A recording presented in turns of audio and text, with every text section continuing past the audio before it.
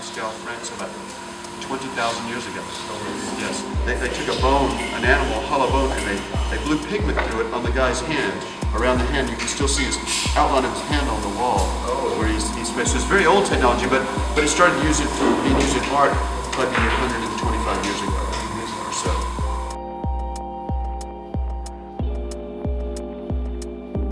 I started out with medicine. I was going to become a doctor, and in university where I go, you have to take an elective, So I chose art as elective, and I liked it a lot.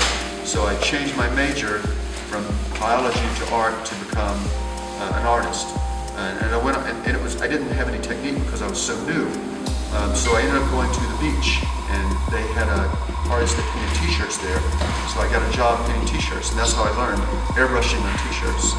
Got training there, and then went on to become an illustrator for novel covers, and did some fine art work, and started teaching a few years later. So the teaching I enjoy the most. It's a lot of fun.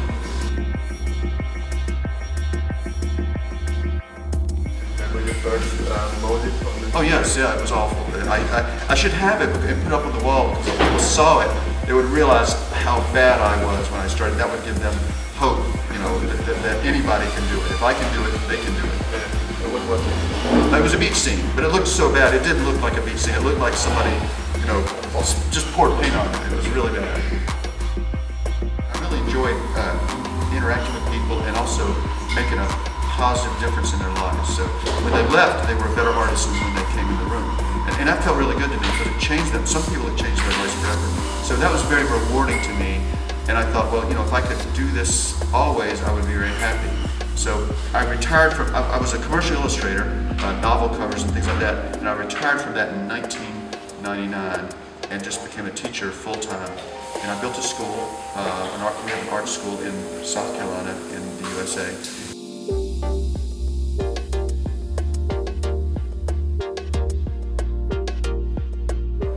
Yeah, there are some differences. I think that when you use a brush, a traditional brush, and you make a mark, the traditional brush wants to leave a hard edge, just a mark on it. The airbrush wants to leave a soft edge, a blurry edge.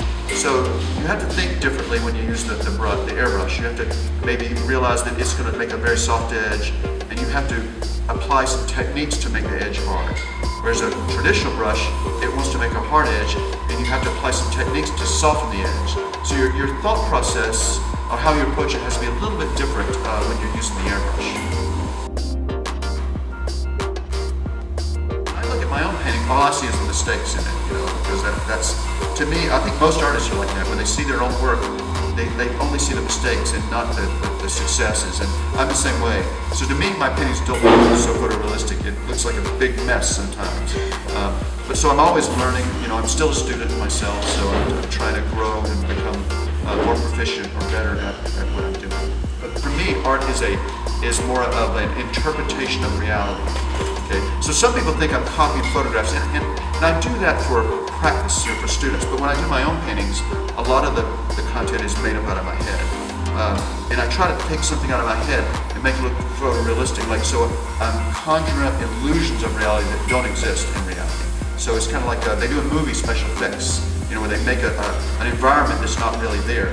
And it's the same way with the airbrush. I want to create images that do not exist anywhere on this planet except in my head. But sometimes people see them and think that I've copied photographs of some place, but the place isn't real, which is a great compliment if they think I've copied a photograph. This portrait of Walter White, it took about 5 hours to do this. This was in a previous class that we did, and we usually start with the eyes, and this is an advanced portrait.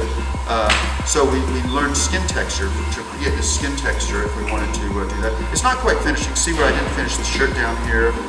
It's unfinished in a few places. I didn't finish this side, and his glasses are not finished. But when people see this, sometimes in their mind, they think it's finished because the mind completes it. In other words, when you see an unfinished painting like this, your mind kind of fills in the missing areas. So a lot of people look at this and think it's finished when it's far from finished. It's still some more work. But we only have 4 days for the workshop, so we ran out of time. Today is our last day for this workshop, so we're working now on this other painting. Sometimes, there's two ways you can do it. You can do it like the old masters where you just mix an opaque paint and you put it on there. Or you can do it like the old masters did that use glazes, where they laid a color on there and they put transparent glaze on top of it to build up subtlety and more intensity of color. And we do both in this class. In this time we use layers like glazes. We put kind of almost like a two-tone value study here, and we start putting orange and yellow on top of it. For this, we match the color up as an opaque color, and we just spread it on here, and then we're scratching the paint off with an eraser to remove the paint to create the highlight on the nose there. I was very fortunate to get involved with airplanes, and I think there's a little boy in me that still likes airplanes, spaceships, cars, trains, those kinds of things. And I think that's why I painted so many airplanes as a younger artist. Now I'm interested in doing portraiture and things like the old masters did. I'm trying to celebrate beauty. Well, I think airplanes are beautiful, but also women are beautiful, so I enjoy painting those as well. I did a lot of novel covers for Star Trek. In fact, I've probably done about 200 novel covers in my lifetime. Maybe about half of those were Star Trek. In the 90s, I did Star Trek and a lot of Star Trek. I mean, every month, 2 novel covers. Yeah, so it was a lot of imagery, and it was fun. It was very enjoyable for me. Eventually, when I retired from illustration, I stopped doing all of that so I could teach full time. And I think teaching is my passion. I really enjoy that.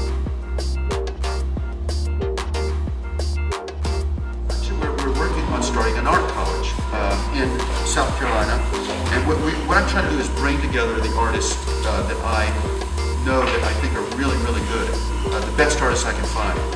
That not airbrush set necessarily, but for pastel, watercolor, sculpture, oil. Because I'm trying to create a college that is more complete as far as the training. A lot of, like I said, a lot of institutions don't really train artists technique-wise. They train conceptual. Art nowadays is concept art. So I feel like a big part of their art experience or art training is missing. So I want to try to help students, give them more power to create whatever image they want. Yeah, I want to keep it small, but I want it big enough to have to attract a lot of good artists to come teach and good students. Okay, well, let's get back there. Thank you so much.